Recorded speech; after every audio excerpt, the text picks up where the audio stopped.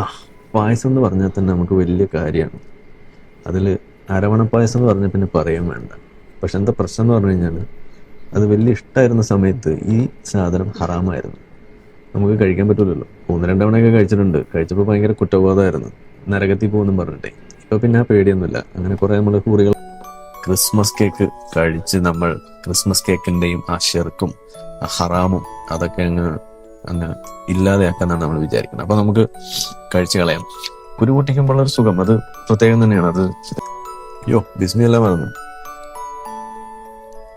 ബിസ്മില്ലാഹിർ റഹ്മാനിർ റഹീം. മാഷാ അല്ലാഹ്. അല്ല ചങ്ങായി, ഈ ചങ്ങായി ഇസ്ലാം വിട്ടു പോകാൻ മെയിൻ കാരണം തീറ്റ കിട്ടാത്തത് കൊണ്ടെന്നാണ് ബലമായ സംശയം. അതായത് പായസം, അരമന പായസം കഴിക്കാൻ പറ്റുന്നില്ല, ഓണത്തിൻ്റെ ചോറ് കഴിക്കാൻ പറ്റുന്നില്ല, ക്രിസ്മസ് കേക്ക് തിന്നാൻ പറ്റുന്നില്ല എന്ന് പറഞ്ഞിട്ട് ഇസ്ലാം വിട്ട ലോകത്തിലെ തന്നെ ആദ്യത്തെ ഒരു വ്യക്തി തന്നെയായിരിക്കും ഈ ജാക്കിർ എന്ന ഈ ഒരു പൊട്ടനെ തന്നെ വിളിക്കാതെ വേറെ പേരവൻ ചേരുന്നില്ല. കാരണം എന്ന് വെച്ചാൽ ഇസ്ലാമിനെ പരിചയപ്പെടുത്തുന്നത് ഇങ്ങനെയാണ്. അതായത് നേരത്തെ ഞാൻ വീഡിയോ ചെയ്തിരുന്നു ആ ഒരു പെണ്ണിൻ്റെ ഒരു പ്രശ്നം എന്ന് വെച്ചാൽ പട്ടിയെ തൊടാൻ പറ്റുന്നില്ല, ഹറാമാണ്, അതുകൊണ്ട് പട്ടിയെ തൊടാൻ പറ്റുന്നില്ല. പിന്നെ ചത്ത മീനിനെ തിന്നാൻ പറ്റുന്നില്ല, ഉസ്താദ്മാരെങ്ങനെ തിന്നുന്നതൊക്കെ പറഞ്ഞിട്ട് ഒരു റീസണ് പറഞ്ഞിന്.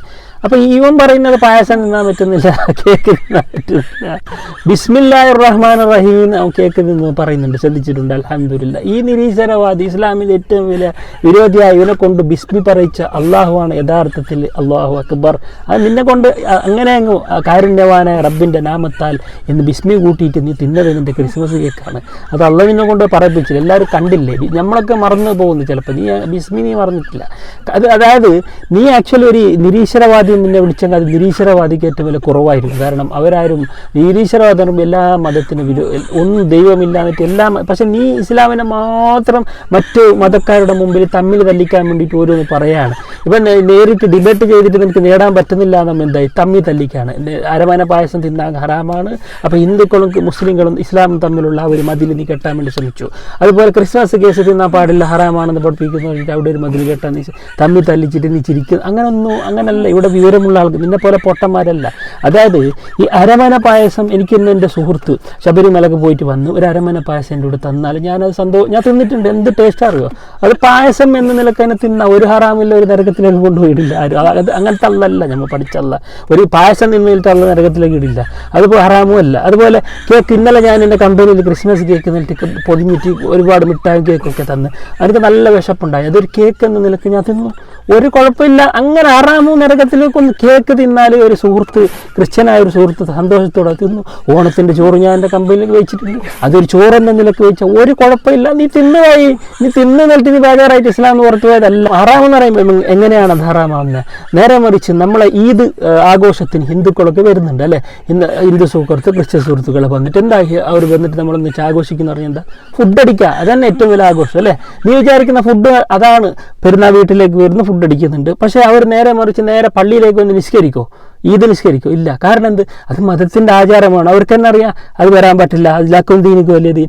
അതേപോലെ ഈ പായസം കുടിക്കാൻ വേണ്ടി നമ്മൾ ശബരിമല മലക്ക് കയറിയിട്ട് അവർ ആചാരത്തിൻ്റെ ഒക്കെ പങ്കു ചേർന്നിട്ട് ഈ പായസം തിന്നുമ്പോൾ എന്തായി? അത് അവർ ആചാരത്തോട് ചേർന്നിട്ട് നമ്മൾ തിന്നുമ്പോൾ അത് നമുക്ക് പോകാൻ പറ്റില്ലല്ലോ. കാരണം അവർ ഈദ് നിസ്കാരം വരുന്നില്ല, നമ്മൾക്ക് ശബരിമലക്ക് പോകേണ്ട ആവശ്യമില്ല. ആഘോഷത്തിൽ പങ്കെടുക്കുമ്പോൾ ഹറാമാണ്, അങ്ങനെ ഭക്ഷിക്കുമ്പോഴാണ് ഹറാം. അതേപോലെ ഡിസംബർ 25 പോയിട്ട് അവരുടെ ആഘോഷത്തിൽ അവിടെ ആഘോഷം പറയില്ല, അവർ മെയിൻ ആഘോഷം അന്ന് രാവിലെ പള്ളിക്ക് പോകണം, അവിടെ കുറച്ച് ആചാരങ്ങളൊക്കെ ഉണ്ട്. അതൊക്കെ കഴിഞ്ഞിട്ടാണ് കേക്ക് അവിടെ പോയി തിന്നെങ്കിൽ അത് അവർ ആചാരമായിട്ട് ബന്ധപ്പെട്ട് അതാണ് ഹറാം, അതാണ് ശരിക്കും ശിർക്ക് എന്ന് പറയുന്നത്. അല്ലാതെ ഒരു കേക്ക് കഴിക്കുന്നത് കൊണ്ടോ പായസം കഴിക്കുന്നത് കൊണ്ടോ എന്താവില്ല, ഹറാമോ അല്ല നരകത്തിലേക്കും പോവില്ല. അപ്പോൾ ഇത് നീ ഇങ്ങനെ കുറച്ചുകൊണ്ടേയിരിക്കണം, ഇങ്ങനെ കോയന്മാരെ കളിയാക്കിക്കൊണ്ട് ഇങ്ങനെ സുഖം ഇങ്ങനെ അനുഭവിച്ചു കൊണ്ടേയിരിക്കും. കാരണം നീ ഇങ്ങനെ വിമർശിക്കുന്ന ഒരാൾക്കാർ ഇസ്ലാമിനെ കുറിച്ച് കൂടുതൽ പഠിക്കുകയാണ്, അവർ ശരിക്കും പഠിക്കുകയാണ്. ഞാൻ തന്നെ ഡിബേറ്റ് നീ കണ്ടില്ല, ജാവേദ് അക്തർ മുഫ്തി സാഹിബും തമ്മിലുള്ള ഡിബേറ്റ്. അതാണ് യഥാർത്ഥത്തിൽ നിരീശ്വരവാദം. അവർക്കാണ് ആൻസർ കൊടുക്കേണ്ടത്. അതാണ് ആക്ച്വലി എന്താണ് ആത്തിസ്റ്റ്, അതായത് യഥാർത്ഥ നിരീശ്വരവാദി എന്താണ്, എങ്ങനെ ചോദിക്കേണ്ടതെന്ന് ജാവേദ് അക്തറിനോട് ചോദിക്കുമായി.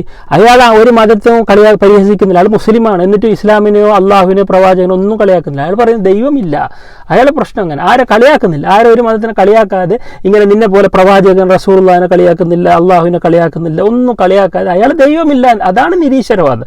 നീ കളിയാക്കുകയാണ്, നിനക്ക് കാരണം നിനക്ക് ഡിബേറ്റ് ചെയ്ത് വിജയിക്കാൻ പറ്റില്ല എന്ന് പറയുമ്പോൾ നിനക്ക് പിന്നെ പരിഹാസം അസൂയ വന്നിട്ട് നീ ഇങ്ങനെ കളിയാക്കിക്കൊണ്ടേയിരിക്കുകയാണ്, ഇസ്ലാം വളർന്നുകൊണ്ടേയിരിക്കുകയാണ്. അപ്പം നിരീശ്വരവാദം എന്താണെന്ന് ആക്ച്വലി നിനക്ക് ഇസ്ലാമിനെ കുറിച്ച് മനസ്സിലായിട്ടില്ല, അതുപോലെ ഹിന്ദു മതത്തെ കുറിച്ച് പഠിച്ചിട്ടില്ല, ക്രിസ്ത്യൻ മതത്തെ കുറിച്ച് പഠിച്ചിട്ടില്ല, നീ ഇപ്പം നിലകൊള്ളുന്ന നിരീശ്വരത്തെ കുറിച്ച് നീ പഠിച്ചിട്ടേ ഇല്ല. എന്നിട്ട് വെറും ഒരു പൊട്ട നീ ഇന്ന് എന്ത് പേരിട്ട് വിളിക്കണമെന്ന് അറിയുന്നില്ല. വൈ ജാവേദ് അക്തറിനെ പോയിട്ട് കുറച്ച് ക്ലാസ് ഇരിക്കുക. അപ്പം ഞാൻ ഡസ് ഗോഡ് എക്സിസ്റ്റ് എന്ന് പറഞ്ഞൊരു ഡിബേറ്റ് നടന്നിട്ടുണ്ട്. അത് ശരിക്കും 1 മണിക്കൂർ യൂട്യൂബിൽ നീ പഠിച്ചാൽ എന്താണ് നിനക്ക് എത്തിസ്റ്റ്, എന്താണ് ഇസ്ലാം എന്ന് ശരിക്കും മനസ്സിലാവും. അല്ലാതെ ഇങ്ങനെ